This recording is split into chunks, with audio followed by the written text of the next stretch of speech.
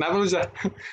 Kembali lagi sama gua Teddy Dan aku Kanza di di Ponakan. Ponakan, podcastnya anak pangan. Yeay. Gimana nih? Selama kira-kira berapa lama ya kita nggak podcastan aja ya? Beberapa bulan yang Kabar lalu baik nih, Za. Kabar baik. Alhamdulillah baik. Kalau kamu gimana, Ted? Baik. Baik sekali. Gimana nih? Ini ya, ujian apa? PKL, proposal. Mantap kali loh kita nih, 1, 2, 1 pembimbing ya guys. Oh iya, satu pembimbing ya. Pembimbing kami Nggak boleh cukup skip. menarik. Cukup menarik ya. Cukup menarik, jadi ya dirahasiakan. Gimana nih Za, kabar sama apa? Bukan kabar lah ya. Apa nih? PKL, UP lah UP. Gimana laporan akhir Anda? Ya pusing ya Say. Revisinya banyak ya. Banget ya. Kalau kamu gimana Ted? Jadi pakai yang metil? Tentu dong. Tapi ya gitulah, masih pusing juga apa namanya cara-caranya karena kan jarang jurnalnya. Jadi kayak masih nyari jurnal, referensi. Oke, curhat ya jadinya Say. Oke.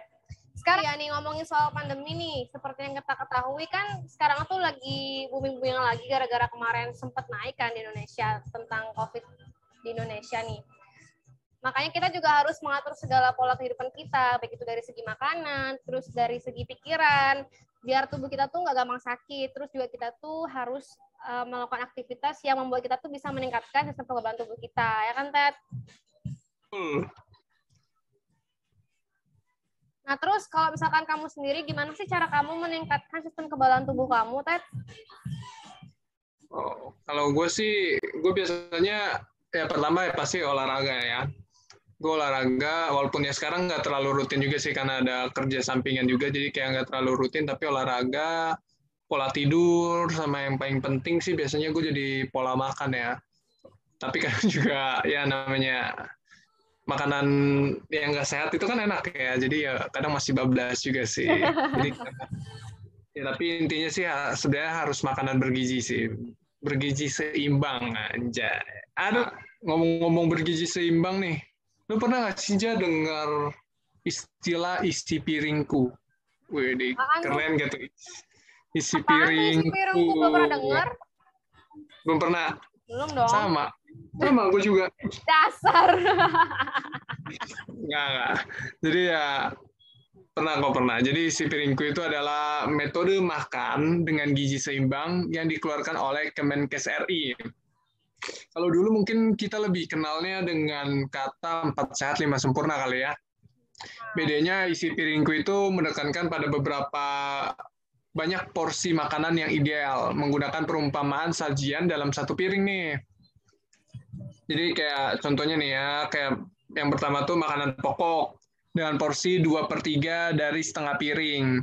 Makanan pokok adalah pangan yang mengandung karbohidrat, contohnya beras, jagung, singkong, dan lain-lain. Nah, yang kedua tuh ada lauk pauk dengan porsi 1/3 dari setengah piring. Lauk pauk terdiri dari pangan sumber protein hewani ataupun nabati yang bisa berasal dari daging sapi, ayam, ikan, telur, terus tahu, tempe, kacang-kacangan, ya kan. Nah, yang ketiga itu ada buah-buahan dengan porsi 1/3 dari setengah piring. Itu buah-buahan tuh yang bisa dikonsumsi atau yang masuk ke dalam kategori buah-buahan ya pisang, pepaya, jeruk, dan lain-lain kan. Nah, yang terakhir yaitu sayur-sayuran dengan porsi 2/3 dari setengah piring. Kayak terong, kangkung, bayam, dan sayur-sayuran lain lah yang hijau gitu kan. Ternyata lengkap banget ya tentang isi piringku itu. Nah, tentunya nih, kalau kita mengonsumsi makanan yang gizi dan seimbang, kita tuh tertular dari COVID tuh kayak lebih sedikit gitu. Dan pastinya akan meningkatkan sistem kekebalan tubuh kita masing-masing, ya kan? Nah, tapi ngomongin makanan gizi dan seimbang nih, kita juga harus ingat bahwa kita itu dalam penggunaan BTP atau bahan tambahan pangan juga tidak boleh berlebihan. Misalnya kita penggunaan gula, garam, dan lemak itu tidak boleh berlebihan. Nah, dari awal kita podcast nih, Ted, kita tuh selalu membahas tentang BTP. Nah, maka dari itu aku nggak habis-habis mengingatkan kalian semua bahwa penggunaan BTP yang terlalu berlebihan itu tidak baik. Apapun yang dikonsumsi secara berlebihan itu tidak baik, gitu kan, Ted? Karena dapat menimbulkan berbagai penyakit seperti obesitas, diabetes, hipertensi, dan lain sebagainya. Oke. Nah, sebenarnya sih emang benar sih Zaya, kayak apalagi kita selagi masih muda kan, ya. Banyak juga orang yang masih muda tapi udah meninggal gitu kan, dari udah bahkan masih muda udah penyakitan gitu kan. Tapi bagi kita yang masih sehat-sehat aja nih, bagus sih sebenarnya buat kayak gimana ya, kayak batasin BTP yang kita konsumsi kan, kayak gula, garam, lemak gitu kan. Supaya ya intinya ya biar kita sehat juga kan, selagi masih muda kita udah cegah ya sesekali mungkin boleh lah, tapi kayak gimana ya, biar nggak terlalu menyiksa diri juga kan, kayak menikmati, menahan di usia muda untuk masa tua yang lebih baik, anjay. Anjay kan. Nah, tadi kan secara ringkas mungkin gue udah bilang kali ya, kalau gue jaga sistem tubuh, sistem kekebalan tubuh gue dengan olahraga, pola tidur, makanan. Nah, kalau lu sendiri gimana nih? Nah, kalau aku sendiri sih sama aja sih kayak kamu, Ted. Makan makanan yang bergizi, terus juga aku lebih ke biasanya tuh makan masakan rumahan sih, biarpun bukan aku yang masak, tapi ibuku yang masak. Tapi ya istilahnya tuh makanan rumahan gitu. Nah, untuk ini sekedar tips nih buat teman-teman yang mungkin di rumahnya sering masak itu, atau ibu yang sering masak, mungkin bisa di-advise bahwa kita tuh juga harus menjaga kebersihan.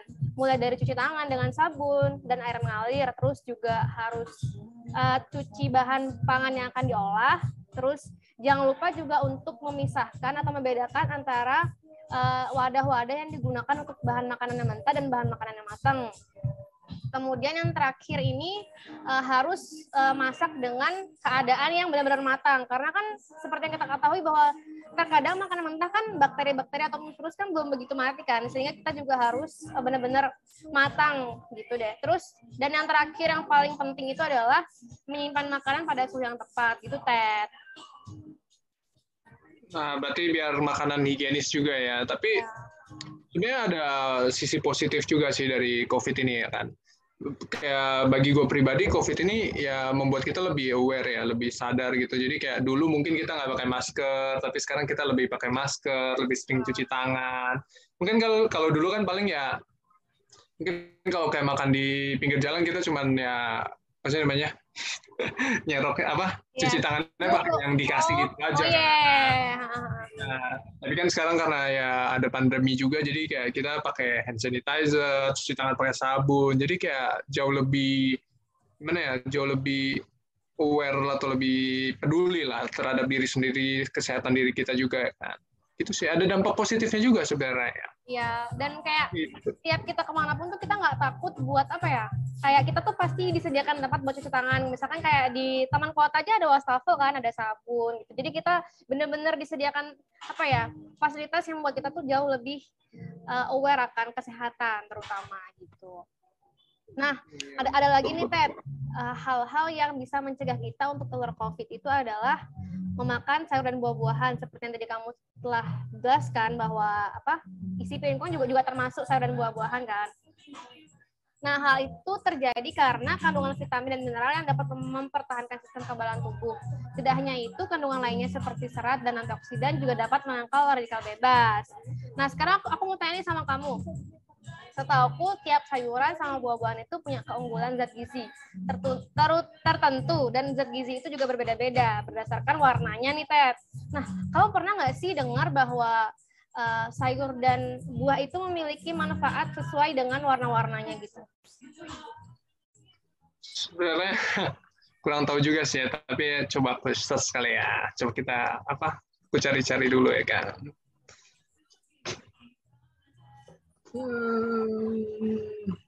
Nah, ketemu nih.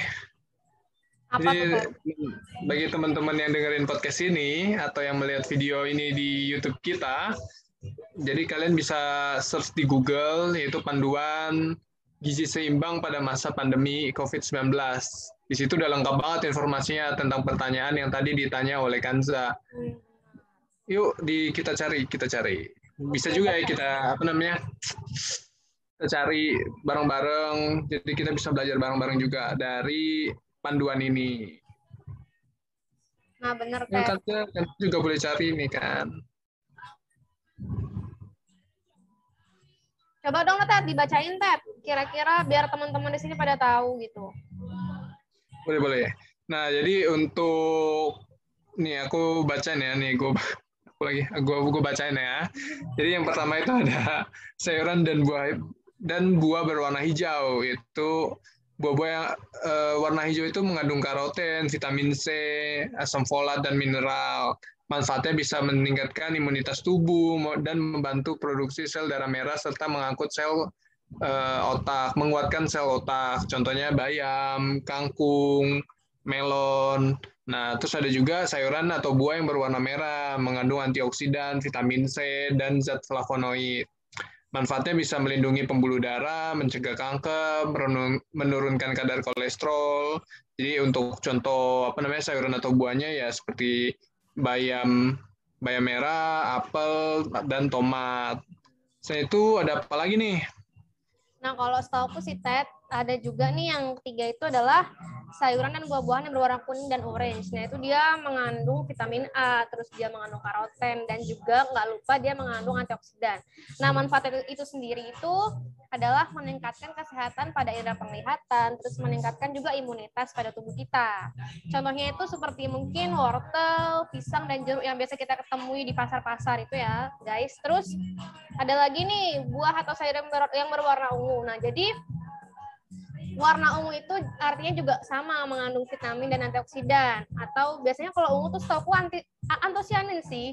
Nah, ini manfaatnya itu adalah untuk menjaga kesehatan jantung, terus meningkatkan produksi sel darah merah dan sel darah putih. Nah, kalau untuk contoh-contohnya itu ada mungkin terong ungu, terus ada kol ungu dan ubi ungu. Dan yang terakhir nih, seperti yang kita tahu kan bahwa ada sayuran yang berwarna putih kan. Ternyata warna putih itu juga mengandung vitamin E dan kalsium loh, dan ada lagi satu yaitu mengandung zat alisin. Nah, untuk manfaatnya sendiri itu dapat mengontrol kadar kolesterol, terus dapat menghambat pertumbuhan sel kanker. Nah, untuk contohnya itu sendiri seperti toge, bunga kol, terus juga ada sawi putih gitu, Ted. Oke, banyak juga ya. Tapi dari beberapa ini gue lumayan sering makan juga sih. Sering gue temuin juga kan. Kayak bayam, kangkung. Kalau melon sering lah ya. Bayam merah gue jarang sih. Apel, tomat oke. Wortel, pisang, jeruk. Banyak sih yang yang rutin gue konsumsi juga ya secara nggak langsung. Tapi banyak juga ya ternyata manfaatnya ya dari kandungan tersebut. Mungkin ya kita mungkin sering makan buah atau sayuran tersebut ya, tapi kita nggak terlalu memperhatikan sebenarnya kandungannya apa. Tapi ternyata kandungannya bagus juga ya buat tubuh kita juga.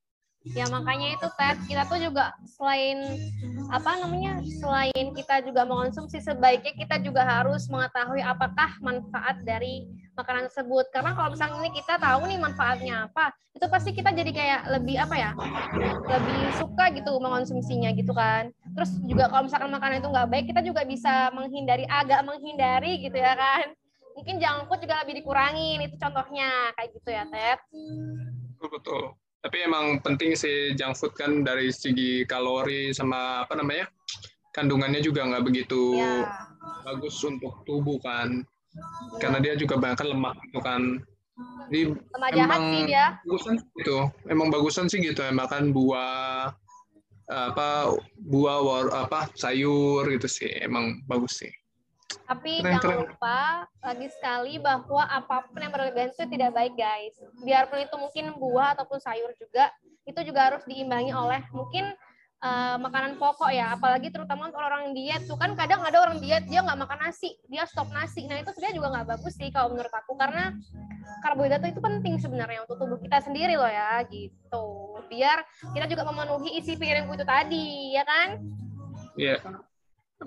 Minimal mungkin kalau nasi dia nggak makan nasi mungkin diganti dengan kentang atau karbohidrat lain yang lebih oke lah untuk diet gitu sih. Iya benar banget Tep. Nah jadi mungkin karena udah waktu ya guys segitu aja. waktu podcast kita kali ini.